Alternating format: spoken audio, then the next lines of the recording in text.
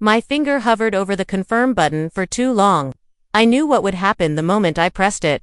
But I did it anyway, $10,000 wired straight into my mother's account. No explanation, no plan, just another emergency. I slipped my phone into my pocket and walked toward the porch, the fake laughter from inside scraping against my nerves. Through the screen door, I heard my youngest sister's voice bubble up like champagne. "The cruise is officially booked. First class, just like you wanted, Mom." My mother's response was silk-wrapped steel. "Evelyn understands family loyalty. She's happy to help." I stood frozen. Then Jen, ever the dagger, added with a giggle, "She won't even notice. She's too busy being our safety net." That was the moment something shifted. I wasn't just being used. I was being mocked for letting them do it. And for the first time, I didn't feel guilty. I felt alert. I didn't become the family safety net overnight. It was a role I was groomed for, slowly, subtly, consistently. I used to think my resilience was a strength. In my family, it was a budget line item. It started in high school when I learned that my college fund had vanished. My mother told me, while wiping down a spotless countertop, that Jen had needed an opportunity to broaden her horizons. That meant 6 weeks of backpacking through Europe while I scrambled to afford tuition with greasy diner shifts and late-night studying. When I came home with fried hair smelling like bacon, she'd smile and say, "You're just so capable, Evelyn." As if that made it fair. Later, when I finally got promoted and started building a future for myself, the calls came again. Chloe needed an apartment downtown to find her muse. The place was wildly out of reach for a part-time barista, but suddenly it became my duty to cover the deposit. "You'll bounce back." My mother sighed when I told her I was saving for a condo. "Your sister needs this to become who she's meant to be." I watched that dream condo slip away while Chloe moved into an exposed brick loft with my money, and called it fate. My laptop cracked. I worked through it. Chloe needed a new MacBook. I paid for it. Jen's car insurance lapsed. Covered. Yoga retreats. My rainy day fund. Art supplies. My savings. Everything I had was accessible, as long as it wasn't for me, and all the while, they praised my strength in the same breath they used to demand more from me. I wasn't the successful one in their eyes. I was the solvent one, not a person. A resource. My worth wasn't measured by who I was, but by how quickly I could clean up the messes they created. It became so normal, I stopped questioning it. I stopped asking whether they would do the same for me. Deep down, I already knew the answer. They wouldn't, they never had. They never would. It was a Thursday. I remember because I was halfway through reviewing a quarterly earnings report at work. When the call came, my phone lit up with my mother's name, and like clockwork, my body reacted before my brain did, shoulders tightening, stomach knotting, a phantom headache beginning behind my eyes. I already knew it wasn't good news. It never was. Her voice was low and trembling, the kind of performative fear I'd been trained to respond to since I was a teenager. "Sweetheart, I don't know what to do. It's a disaster. There was a bad investment. Creditors are calling. They said they'll take legal action if I don't pay by tomorrow." My pen froze mid-air. My mother didn't have an investment portfolio. She spent every dollar she touched. "What investment?" I asked, calm but sharp. "It's complicated," she whispered. "It was after your father passed. I was vulnerable. A man I trusted." The details dissolved into emotional fog. No facts. Just a plea for rescue. "How much?" I asked. $10,000. There it was. $10,000. The largest request yet. I could hear the strategy in her voice, the deliberate vagueness, the weaponized helplessness, the way she slipped in phrases like "after your father passed," to shut down logic and ignite guilt. I should have said no. I should have hung up, but I didn't.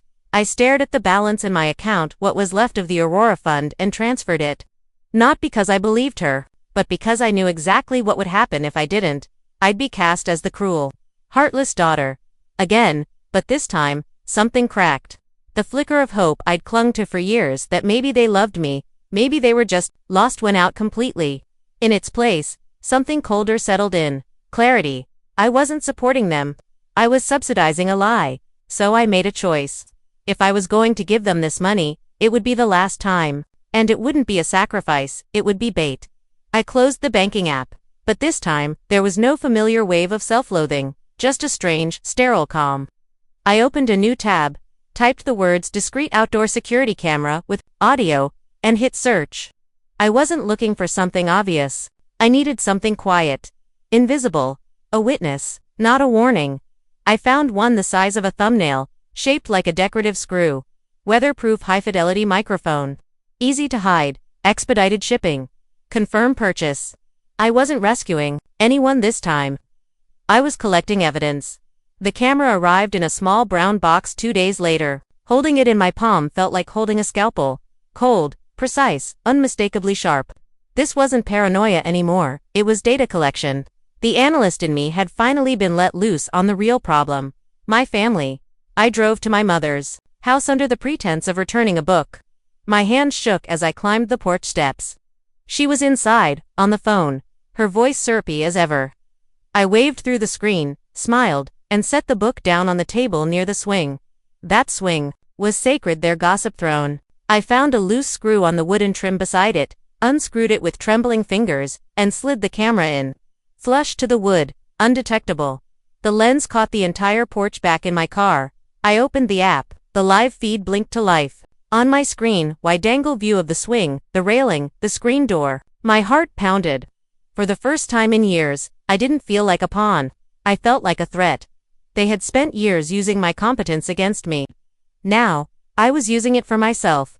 This wasn't fear anymore. This was strategy. I didn't have to wait long, just 3 days. Enough time for the birthday celebration to arrive. The one I knew would expose everything. I played my part. Perfectly. I smiled. I brought the gift. I passed the wine. My face was polite, my laughter carefully calibrated, but my heart was stone. The whole time, I could feel the camera watching from its quiet corner. An unblinking ally in my silent war. I stayed exactly 2 hours. Then I faked a headache and left. Drove 2 blocks down, parked beneath a tree, and pulled out my phone with trembling hands. The feed was active, the porch empty. Then, voices. I hit record. It started with Chloe. The cruise is officially booked. First-class tickets, just like you wanted, Mom. My mother's voice followed, syrupy and pleased. See, I told you it would all work out. Evelyn understands family loyalty. My breath caught in my throat. A cruise, not a debt, not creditors. Not emergency, legal action. A vacation, then Jen's voice, casually cruel, like always. She won't even notice. She's too busy being our safety net. It's like having a trust fund, but one you have to flatter occasionally. They laughed. All of them. A full unguarded chorus of mockery. The audio continued. Chloe giggled. I still can't believe she bought that bad investment. Story, my mother replied, smug. She wants to believe it. She needs to feel like our savior. It's her whole identity. As long as we keep her feeling guilty, the Bank of Evelyn will never close. The words didn't just hurt, they hollowed me out. I felt like I was watching my own funeral from inside the casket. I wasn't their daughter. I was an ATM with emotions they knew exactly how to manipulate. And in that moment, I realized the worst part wasn't what they had done. It was that I'd let them. I stopped the recording, saved the file, labeled it evidence.mp4. For the first time in years, I wasn't confused. I wasn't questioning myself. I wasn't waiting for them to change.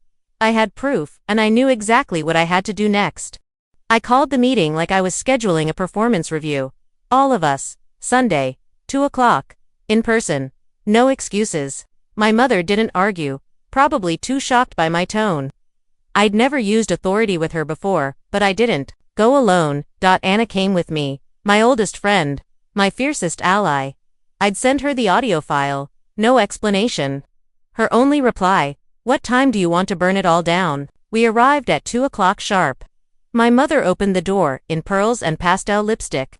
Her smile faltered when she saw Anna, Evelyn, and Anna. What a surprise. Anna's with me, I said, walking past her. The living room smelled like old potpourri and denial. Jen and Chloe were already there, lounging like queens in exile. Jen rolled her eyes. What's with the drama? Couldn't this be a text? I didn't answer. I didn't sit. Neither did Anna. I've been doing some analysis, I began, my voice calm, even. Not for work. For family finances. Specifically, the Bank of Evelyn. Jen's smirk vanished. For 15 years, I've paid for everything. Tuition, rent, tech crises. I did it because I thought that's what love looked like. I pulled out my phone. It felt like a scalpel in my hand, but the last $10,000, something felt off. So I verified the data. I pressed play. The room changed. Chloe flinched. My mother's hands froze mid. Jen's jaw locked, venom brewing behind her silence. I didn't show them the screen. I let their voices fill the room, bright and undeniable. The cruise, the fake debt, the laughter, the smug manipulation. When it ended, I looked at them. The bank is closed. The silence was thick but not empty. It was full of exposure, of broken illusions, of shifting power. My mother blinked, then whispered, "How could you violate our privacy like this? You didn't raise me," I said. "You raised a resource, a living, breathing contingency plan." Jen stood. "Oh, here we go, Saint Evelyn the martyr. You loved holding it over us." "No," I said. "You loved spending it. I just finally stopped letting you." I took a breath. The kind that fills your lungs like armor. "I'm done." The days that followed felt hollow and vast, like standing in a cathedral after the choir has gone quiet. I didn't hear from them at first. Not a call, not a text. Just silence. A silence I hadn't realized I'd been craving my entire life. 10 days later, Chloe reached out. A text. Sweetly manipulative, perfectly pitched. "Hey Evie, I know you're mad, but Mom hasn't come out of her room. Jen's freaking out. I miss you. This is tearing our family apart." I stared at it.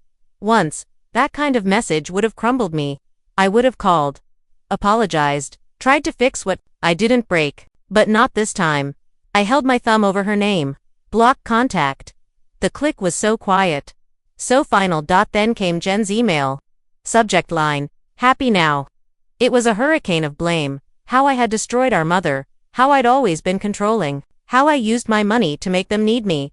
But I didn't flinch. I didn't reread it. I just sat back in my chair, feeling something I hadn't felt in years. Certainty. I wasn't cruel. I wasn't ungrateful. I wasn't even angry anymore. I was free.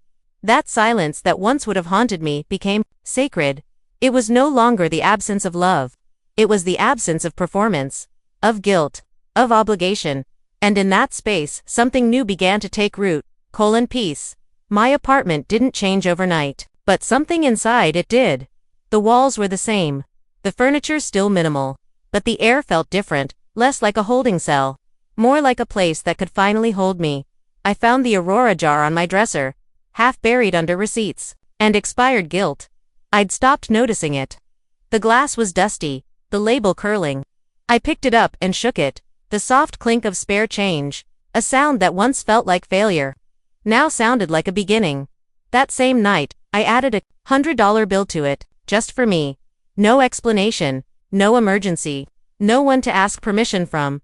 I whispered to myself, "I owe you this." Weeks passed. I started sleeping through the night. The constant hum of dread, waiting for another crisis call, faded to static. I filled the jar faster than I expected. I made a spreadsheet titled Project Aurora, and for the first time in years, it wasn't for someone else's dream. Flights, thermal gear, guest house bookings. It was all there, carefully mapped, lovingly built. Every cell in that spreadsheet felt like a rebellion. And one morning, I did it.